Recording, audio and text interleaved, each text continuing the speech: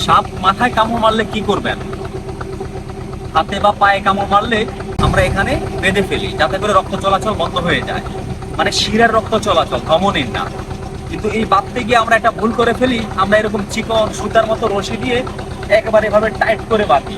মানে টাইটটা কিরকম, এই যে এরকম একদম টাইট করে আমরা এভাবে বাঁধি, মানে এরকম টাইট করে আরো চিকন করে বাঁধি। দেখেন এভাবে বাঁধার ফলে এই যে ধমনীর রক্ত প্রবাহটাও বন্ধ হয়ে যাবে, মানে শিরার রক্ত প্রবাহের সাথে সাথে ধমনীর রক্ত প্রবাহ বন্ধ হয়ে যাবে। এখন ধমনীর রক্ত প্রবাহ বন্ধ হয়ে গেলে কি হবে? আমার এই হাতটা যদি এভাবে দীর্ঘ সময় বেঁধে রাখা হয় তাহলে এই হাতটা পছন্দ ধরে যাবে, মানে এই হাত পচে যাবে।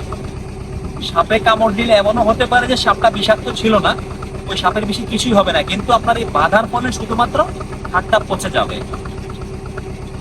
তো সবসময় খেয়াল করবেন এই যে বাঁধার সময় এরকম চিকন রশি ব্যবহার করা যাবে না। যদি বাঁধতেই হয় কিছু না পান, এই ধরনের গামছা ব্যবহার করবেন, গামছা ওড়না এগুলো ব্যবহার করবেন ভালোভাবে বাঁধার জন্য, যাতে করে শিরার রক্ত প্রবাহ, মানে উপরের রগ, আমরা রগ বলি, ভিতরের রগ না, উপরের রগের রক্ত প্রবাহ বন্ধ হওয়ার জন্য, যাতে করে এই বিষাক্ত রক্তগুলো উপরের দিকে, মানে এই শরীরের এদিকে চলে আসতে না পারে, এটা খেয়াল রাখবেন।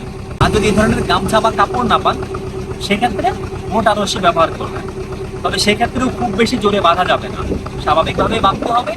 কিন্তু এই বাঁধতে গিয়ে আমরা হাতে পায়ে কামড় দিলে বাঁধলাম বেশ ভালো কথা, কিন্তু যদি মাথায় কামড় মারে তখন আমরা কি করব? আমরা অনেকেই জানি না কি করবো। মাথায় বলেন, পেটে বলেন, বুকে বলেন, এই ধরনের কামড় ছোবল হতে পারে। এই যে বনে জঙ্গলে ঘুরলে বা দেখা যায় বাড়ির আঙ্গিনাও হতে পারে যে সাপে ছোবল দিল, তখন কিছুই করার থাকে না অনেক সময়। যদি সম্ভব হয় রুগীকে একেবারে সুন্দর করে শুইয়ে দেওয়া, মানে যাতে করে শরীরের রক্ত প্রবাহটা কম হয়। শরীর যত কম নাড়াচাড়া হবে তখন রক্তের প্রবাহটা, মানে রক্ত প্রবাহের যে গতিটা সেটা কম হবে।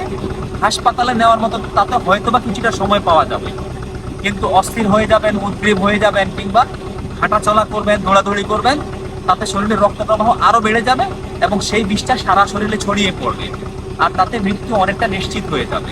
সেজন্য এই ধরনের সাপের ছোবল যদি কখনো এমন স্থানে দেয় যে আপনি বাঁধার মতো কোনো স্থান পাবেন না, সেক্ষেত্রে অস্থির না হয়ে, উদ্বিগ্ন না হয়ে শান্তভাবে হাসপাতালে যত দ্রুত সম্ভব নেওয়ার চেষ্টা করবেন, তাতেই হয়তো রোগী বেঁচে যাবে।